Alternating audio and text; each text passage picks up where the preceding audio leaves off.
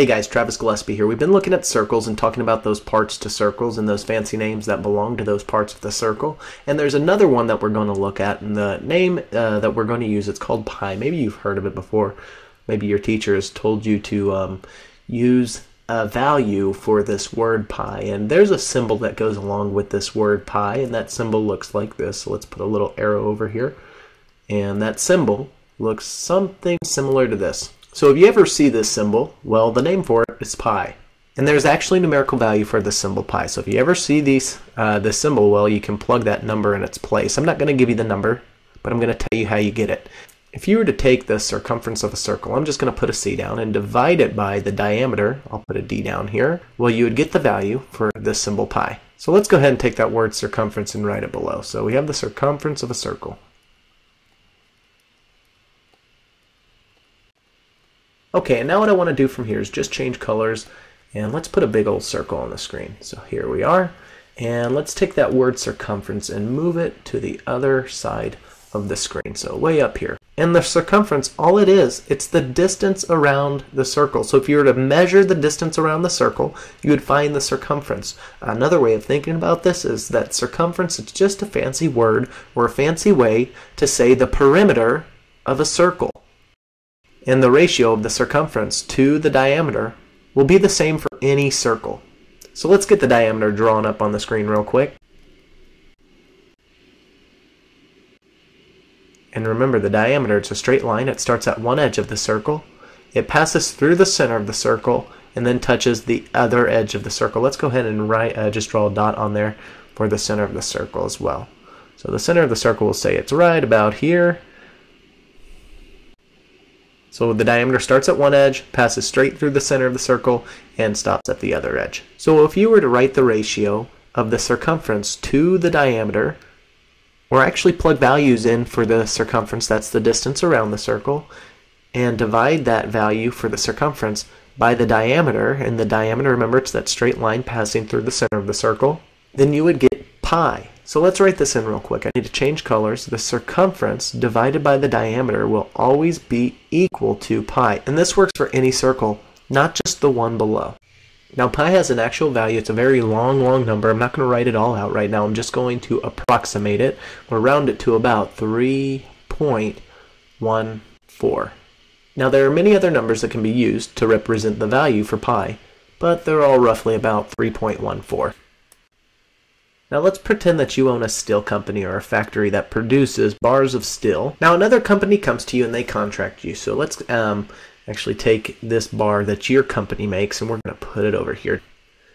Now this company that comes to you, they have a product that is circular. So let's go ahead and do two things real quick. Let's make a note that this product over here, it's your metal. It is the product that you create.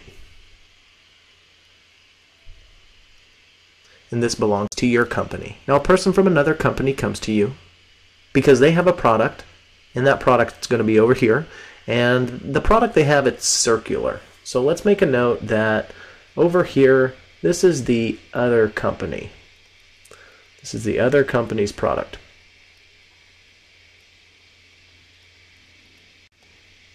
Now this company, the product they have is some sort of canister, and maybe it holds a beverage, or maybe it holds some sort of hazardous waste or toxic material.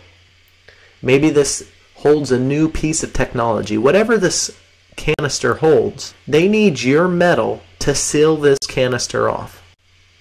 So this company, they come to you, they say, hey, you know what, your metal, it's great, it's durable, it's strong, it's flexible, it's light, and we need it to seal off our canister, and we need you to figure out how to do it. Now this sounds like a good deal to you. The only downside is your product, it's a straight bar. Let's give that a value real quick. I'm just going to write down 12 inches here. Now the downside is your product is a straight bar while the other company has a product that is circular. You've got to somehow make this straight bar fit the curvature of the circle. Now this company didn't leave you stranded. They gave you some blueprints and prototypes of their product. And one thing that you found in common with their product and your straight bar is that the diameter of this circle happens to be 1 foot. Now this is good news for you because you know that 12 inches is equivalent to 1 foot. So after some careful thinking, you've got it. If you were somehow able to bend your bar so that it fit perfectly on top of the outer edge of this circle, then how many bars would it take to perfectly seal off this circle? Okay, so you decide to heat up the bar and add pressure to both ends of the bar. So over time, the bar happens to curve. Now this is not a perfect curve, but your overall goal is to make this curve fit perfectly on top of the outer edge of this circle. The distance here is still 12 inches or 1 foot. We'll just do a little arrow there. So I've just got to change the pen size real quick.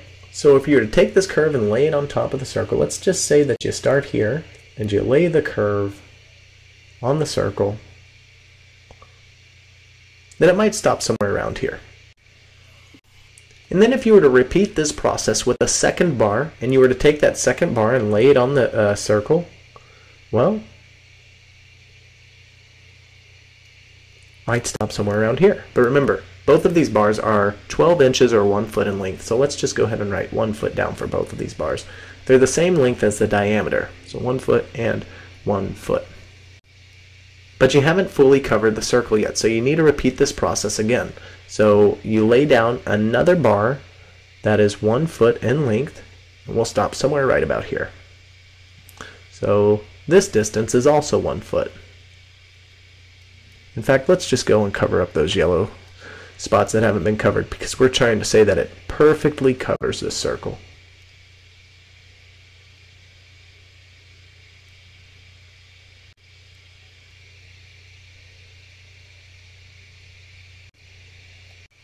Okay, so far you've laid down 1, 2, and 3 of your bars, but there's still a fraction of the circle that's not covered. Let's just go ahead and copy this information real quick.